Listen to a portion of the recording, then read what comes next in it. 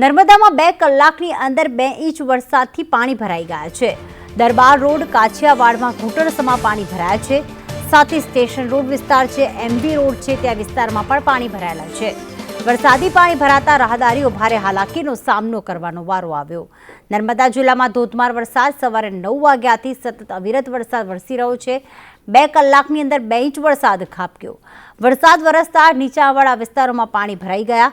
રાજપીપળા શહેરના દરબાર રોડ છે, કાછિયાવાડ છે, સ્ટેશન રોડ છે, એમબી રોડ જેવા વિસ્તારો કે જ્યાં ઘૂંટણસમાં પાણી ભરાતા લોકોની પરેશાનીઓ વધી ગઈ છે।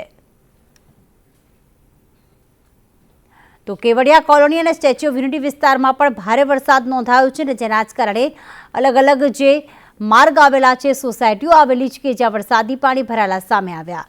હજી પણ વરસાદની ગતિ ઓછી નથી થઈ અને એવામાં ભરૂચ, નર્મદા, સુરત, નવસારી, વલસાડમાં અત્યારે રેડ એલર્ટ આપવામાં આવ્યું છે, એટલે કે આજરોજ પણ વધુ વરસાદ રહી શકે છે।